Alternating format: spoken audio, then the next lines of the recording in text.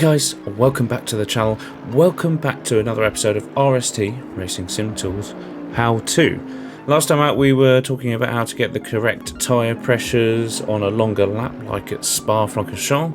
It got pretty good reception, and we're really going to start to delve into the other areas of RST, and today we're going to be looking at how to read your driver telemetry, the basic inputs that you're putting into the game and how you can use that to improve yourself. If you're not subbed to the channel already, hit that button.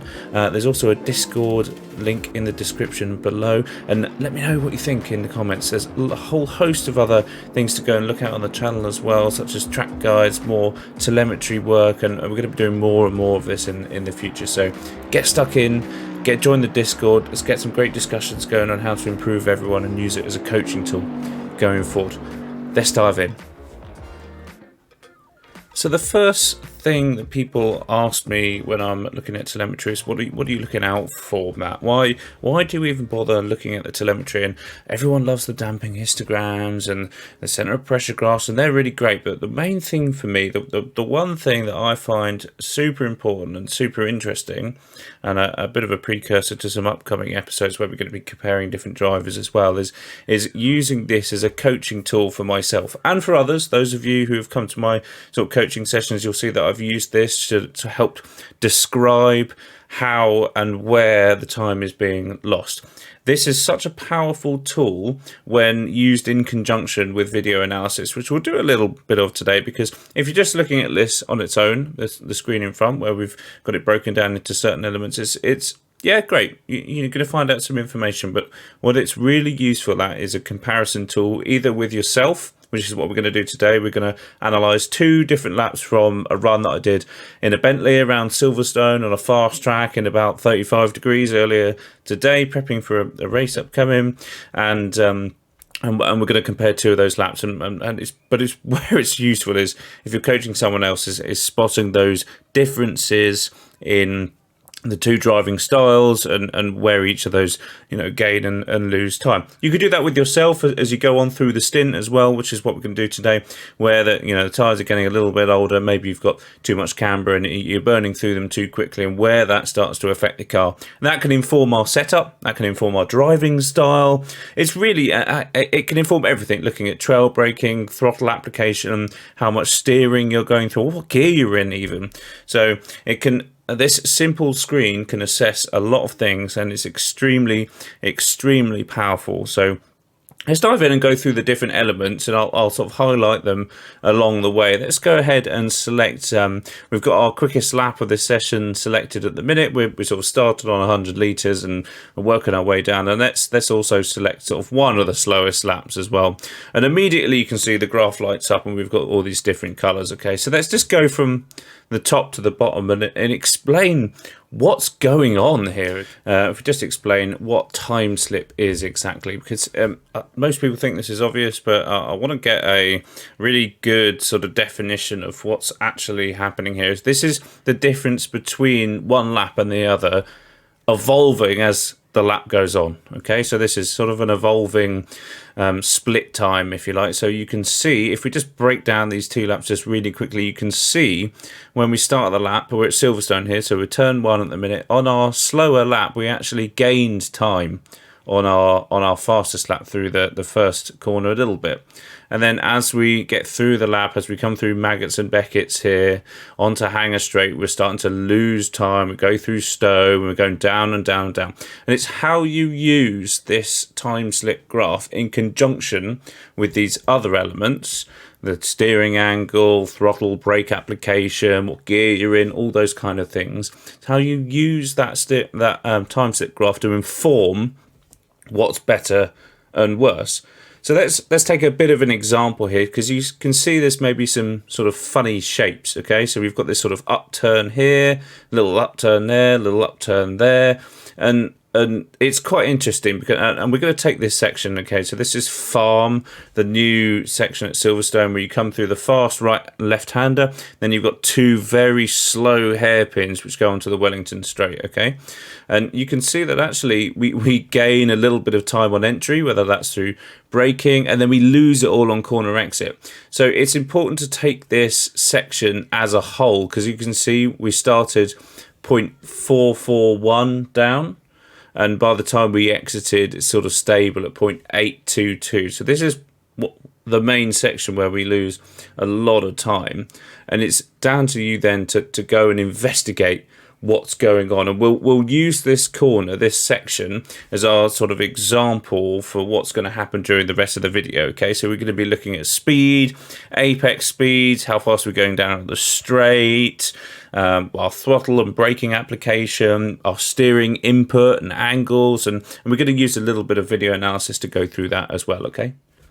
The next one on the list is our speed in kilometers an hour. Pretty self-explanatory, but again, it's how you use it in conjunction with a time slip and also your throttle and brake application.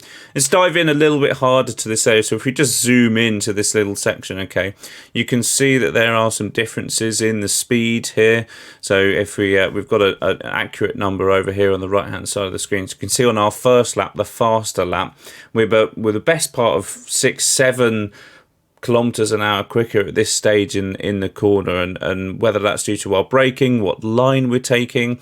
So this is what I mean, where you could only gain so much from this data, and you need to have a quick look at the video. Okay, so we're gonna take our first look at this piece of video, and we're going to compare our line, and then that's going to inform us a little bit more about what this graph means, because I can already see that there's some differences where we're carrying more speed in and more speed on the exit of the first corner. Then we actually have an earlier minimum speed, and then we accelerate out almost to the point where again we're almost 7.5 kilometers an hour faster immediately, and that only levels out a little bit later in the Wellington Straight. So, and you can see that's one of our main, as we went through before, one of our main time slip areas where we lose, especially coming out of this second sort of section where we're 0.537 down to start with, and then we end up down the straight over 0.8 down. So really this is a key area. Speed tells you one thing, doesn't look like a lot of difference here, but when you start breaking it down and getting into the nitty gritty,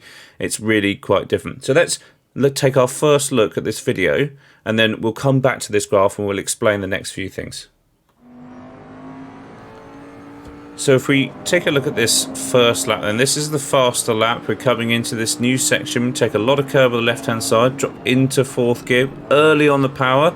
Can take quite a tight line through this left-hander. We're back onto the left-hand side of the track before we're braking. Keeping it in second, hit the apex on the way in, still on the brakes, which is nice. A little kick of oversteer, but then we're quite tight here, really early on the power, and we get a lovely exit, really straight on the steering, and we get good traction coming out there. If we compare that to the second lap now, where we're coming along the same bit of road here, don't do quite as much curb on the inside there, and actually we keep it in fifth, which is one element which changes, and then we get a little bit of a bump on the inside there. We're slightly wider, then we're actually braking towards the left hand side of the track. We go down to first because we don't think we're going to make it. We miss the apex and then have to compensate for that, and because of that we're further onto the left hand side of the track, have to slow down further, take a tighter line through the left hander. That means our exit onto this Wellington Straight is compromised. So quite a few little differences that we picked up through looking at the telemetry originally, and then we thought, oh right, let's go and look at that section of the track and to see what's different. So because we've now seen this section of the track in action, we've got a little bit more information for us to see what's going on. We know that this difference in speed was caused by pretty much braking at the same point but not having that braking ability that we had with the fresher tyres, missing that apex because we were braking over to the left hand side of the track. We had what was essentially a tighter corner to turn in, and we didn't really compensate for that. Okay, so we've discovered why those things are happening because we've spotted this in the data, and it's an interesting point. So let's dive down into the next thing, which is the throttle and brake application. Okay, so this graph gets a little bit busy when they're put together like this, so I'm just going to flick back off of that comparison lap, and we're just going to be looking at the red in this middle graph, the red which is our throttle application in percentage, and the blue which is our braking. Okay, and the first thing you're going to notice is there's a little bit of overlap. The one thing I do want to point out, these spikes are when you're changing down gears, so the car just blips the throttle for you to get that little bit of engine braking. But this one, for example, is one of my inputs. Okay, so there's a slight nuance, a slight difference between those things, and it's one of my drivers driving traits. And further down this series, when we compare me and some other people together, then you'll see that this comes out a lot more, especially in cars where I'm not comfortable in.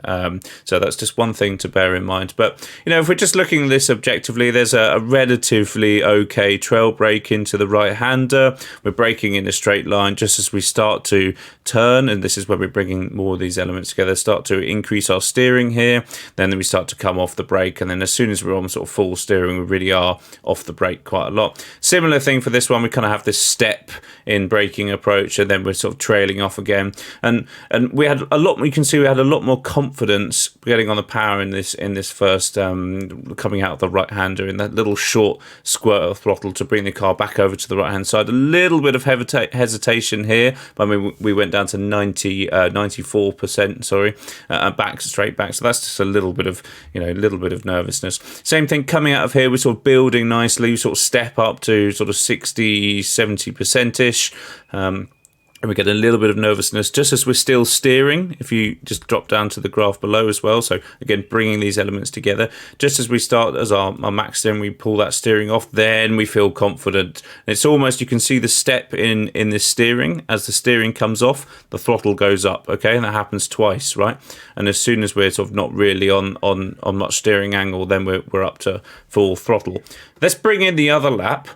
And let's see if there are any differences. So just bear in mind, this just gets a little bit busy, this graph. So what we're looking at is red and green go together. So the throttle on this lap number 12 is green, and the throttle for lap number 4 is red, and then blue and yellow go together. So blue is the original one, the original braking trace, and yellow is the new braking trace. So you can see, because we actually, if we dive in even further, because we started to brake coming over from the right hand side of the track to the left hand side, we were a little bit nervous. We started braking earlier and harder, but we've actually got a really nice trail off here. And the reason we probably trailed off quite nicely is because we were under pressure to get the car turned in, so I was keen to keep the weight on the front of the car. Okay, you can see we actually got on the throttle a little bit earlier, but that's because we were wider, and the aim for that was to get the back end of the car swung round. As you can see, we stuck on this phase from here where we're up to sort of 67% here.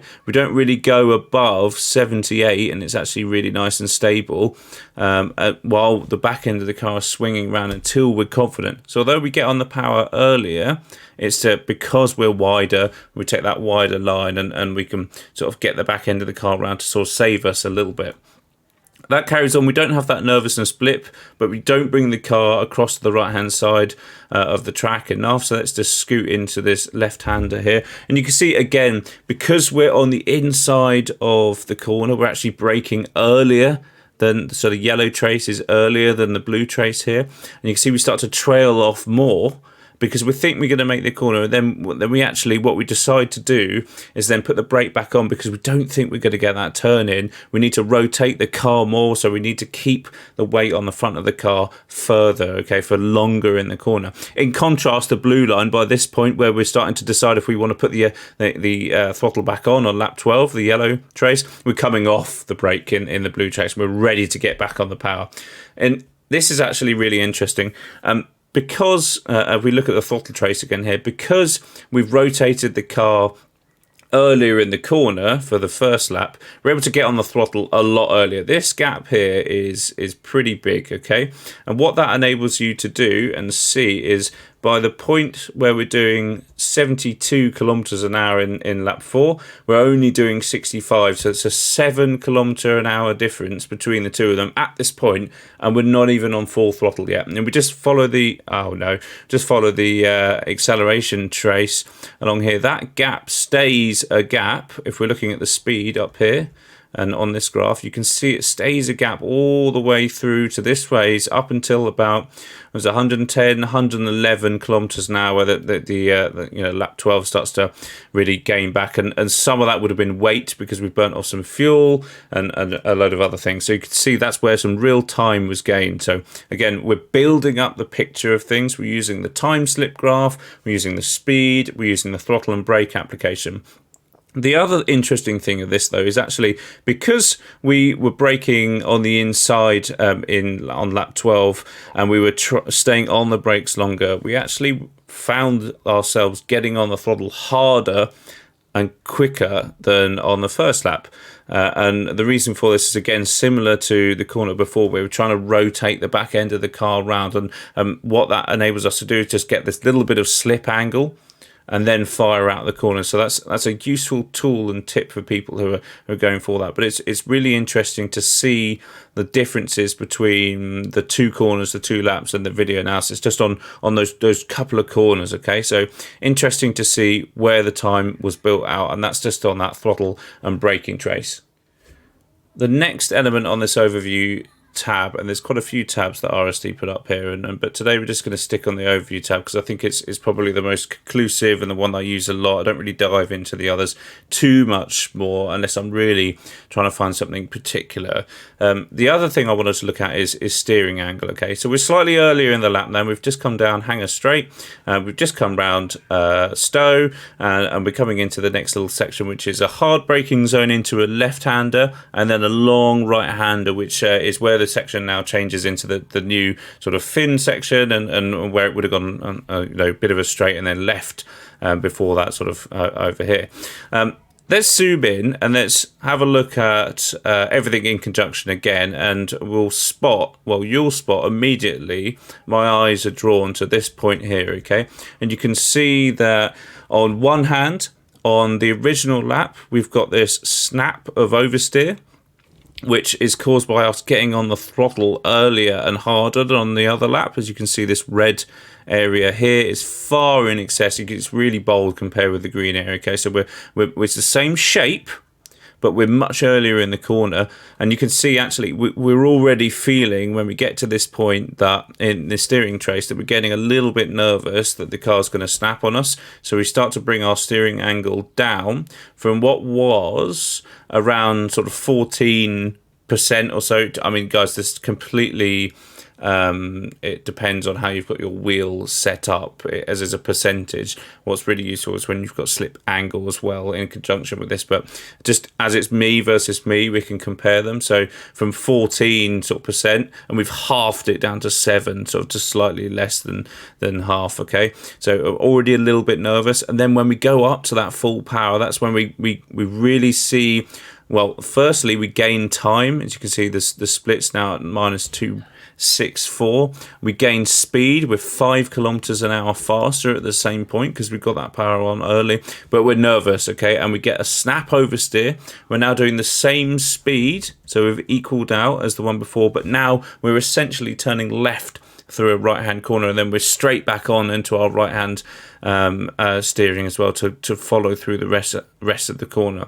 So again, these little nuances you can spot in the data, and I'll show you in the video now exactly what that corner looks like. The rest of them, the rest of this corner is pretty similar, although I was able to get a bit of power on, a bit more power on coming into the corner, just as a little bit of I'm not going quite as fast as I can, and that enabled us to get another sort of 5k into the apex. But let's have a look at it and let's dive in again. So, coming out of Stowe, we're coming over to the right-hand side of the track. We're going to be braking in a straight line down into second gear, nice and early on turning. Avoid the curb as much as you can. On the power, nice and early, and there's that little snap of oversteer. Just as we got on that full power, the back end just kicked out. Then we're back smooth to the rest of our corner, okay? Conversely, as we're coming down here, we're following another car. We're following Jay. Maybe that's caught my eye a little bit smoother, a little bit of an earlier turn in. We don't clobber that curb as much though, and we're much smoother on that 60% power for a little bit longer. We do get that kick of oversteer, but not to the point where we have to turn in or away from it. So a little bit smoother, and just another nuance that's picked up in the data, which then you can look back on and analyze your laps and say, oh, why did that happen? Okay. So hopefully, guys, I've got across to you how this can be really useful to start looking at your own laps and comparing yourself to yourself as a bit of a training tool. I know I bang on about it all the time, is that you need to have some sort of focus when you're going into a session. Just aimlessly driving around is, yeah, it might help, but it's not going to be the best use of your time, okay? And having the ability to quickly look back, all of this data is captured live in RST as you're driving, so you can just come back to the pits or quit the session and go, right, let's compare a couple of those laps. I remember lap 12 I made a mistake, and lap 4 actually was quick, but I had this oversteer moment. I just want to look back and compare, and you can use the data to really start to sort of gauge exactly where and how you're losing time, okay? And you can see between laps, no matter how consistent you are as a driver, you can see how there's some massive differences in the way that you drive as a car evolves through a stint, and that can inform how you're looking after your tires. I do need a car which potentially needs a little bit more downforce or slightly less oversteery, depending on how these evolve through the different laps, okay? So it could be a really powerful tool for coaching yourself, coaching others, informing yourself about what sort of setup changes you need, not just looking at the suspension handling area, all that good stuff, okay? It's your inputs and how you're reacting to the car which can inform you of what changes need to be made as well, okay?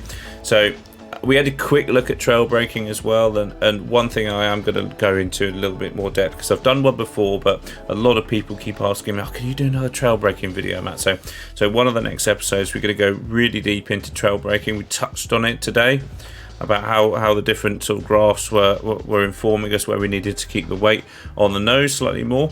Actually, we can just find that quickly over here, wasn't it? It was the new section. So how we held on to the brake over in this section a little bit more, and because we felt like we needed to keep the weight on the car to keep it turning a little bit more on the yellow graph, and we just went back on that brake a little bit more, and that shunted the car forward and enabled us to turn slightly more. All these things are super useful to inform you on how to drive better, and that is the aim of this channel. So if you're not subbed already, guys, then do make the effort to click that button and the bell icon as well, which is really important. Loads more stuff coming up, loads more racing. Have a look at this, have a look at one of your runs, and let me know in the comments how you got on, what sort of differences you found between a couple of your laps. Any questions, then put them in the comments below, and I'll be happy to discuss either on here or in the Discord channel, which you should also be part of. Guys, I hope this was helpful. Until next time, I'll see you then.